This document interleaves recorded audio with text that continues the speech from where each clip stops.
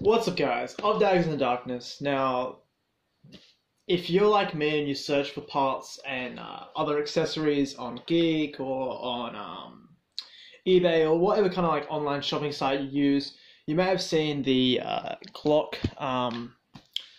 G18, G17, or G19 handguard and thought, okay, I will just chuck this on my gel blaster. Now, I bought this roughly would have been probably a month ago or so, and I got it in the mail.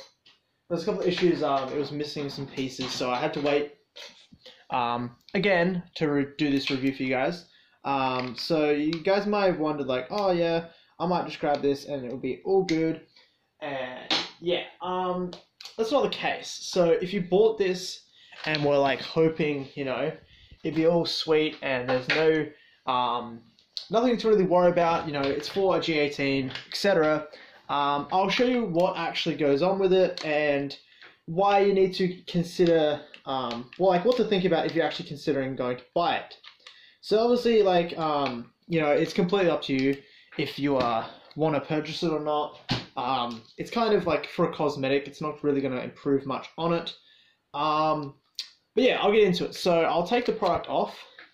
And as you can see, mine looks a lot different to what the standard one would be. And that's specifically because I actually had to cut the part here, like the actual returning part that actually would lock in and would sit like flush with your actual the grip. It would sit flush with the grip. And that's for the specific reason is this is designed for the full rail, under rail of the Glock. Now, the Gel Blaster version doesn't actually have that. So when you put it on, as you're going to see, it's not going to slide all the way back. So you can see there is the gap. You can see it only comes back this far, where normally with an actual Glock that would slide in about an extra inch and it would sit flush. So obviously, guys, if you really, really wanted to buy this, you can. I'm not going to go and say it's an amazing product because obviously it's designed for not the Gel Blaster, but actually an actual handgun. An actual Glock, and it will fit correctly with an actual Glock, but because the actual Gel Blaster equivalent it doesn't fit it 110% perfectly, you'd have this plastic line here, and it would set about, I would say at least a centimeter, if not half a centimeter difference, so it would be gripping it like that. So you have to physically cut the plastics at the bottom here and here to make it fit. It was also designed to hold a spare magazine, like so, and it doesn't do that for the Gel Blaster. The Gel Blaster mag won't fit. There's no point trying to file this inside down. I've tried that, and you probably may be able to get to fit, but you're going to have to remove a lot of material and a lot of plastic, and it's just not worth it. Now, guys, obviously, this is it's a bit of a gimmick. It's a bit of a joke. It's not super serious.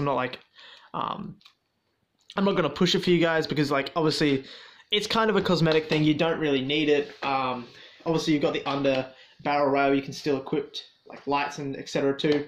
But I thought I just wanted to make a bit of a troll gun at the skirmishes. The decals all over the place. I really don't care about them. It's more of a troll gun because a lot of people are finicky about it. Or a troll blaster, I should say. Because a lot of people get over finicky about, how it has to be and it has to be perfect. So I basically slapped a PQE box or PQE laser flashlight on there onto the side of the rail. It obviously comes with two rails.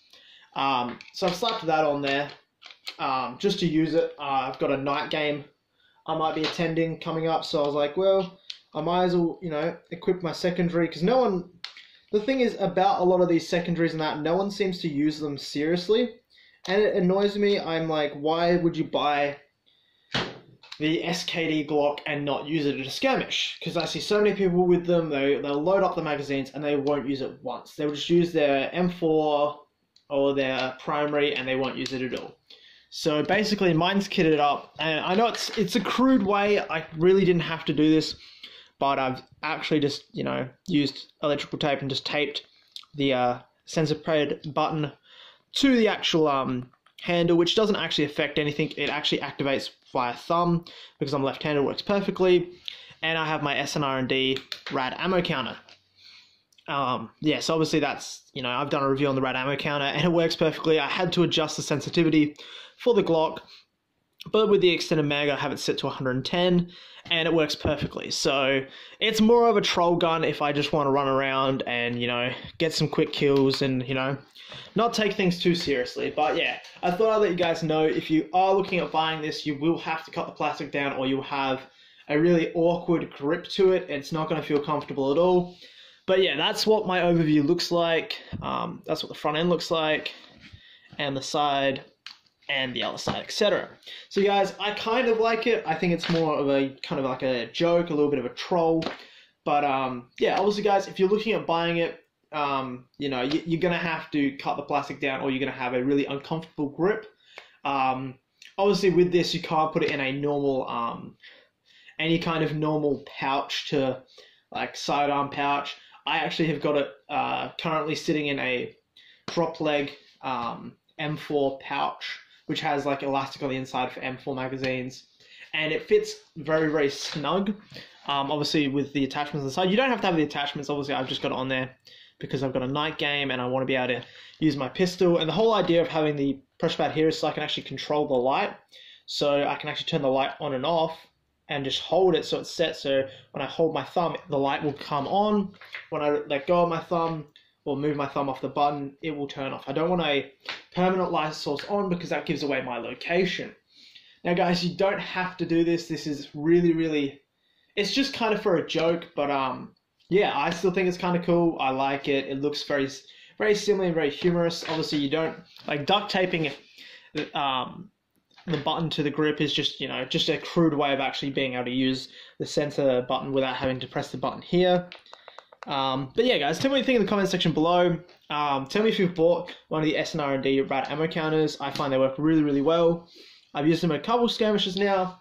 So when I upload skirmish footage, I'll have a little list of like gear that I use, so you guys can see, and so you can understand what I'm actually using, because you might not see, if I'm wearing a tactical belt, what is in my tactical belt. I will try and list out the stuff I use. Same with the attachments. Obviously, like, PQE box. I'll get the actual model of it for you guys. The SNR&D ammo counter, and etc. I'll have it all listed for you, and I'll have the website or the eBay link for SNR&D. I'm not going to have all the links for the gear. I'm just going to list the gear that I use, because quite often a lot of my gear is purchased on eBay, and a lot of people are like, oh, send me a link. I just get stuff off eBay. Sometimes I'll have gear from like other stuff, or friends will lend me gear to use. So sourcing it, is up to yourself. I constantly get messages about links. Guys, if you can't find it on eBay, that's where I go for the majority of my stuff. It's not super high quality. It's more like budget stuff, but I'm getting into the more high-end stuff. So I'll get some stuff to you guys and do a couple more reviews on some other things that are coming into play. But yeah, guys, tell me what you think in the comment section below. If you've got any questions, obviously comment or inbox me on Instagram. It is so much easier with the inbox. But yeah, guys, peace out, guys. I'll catch you guys next time.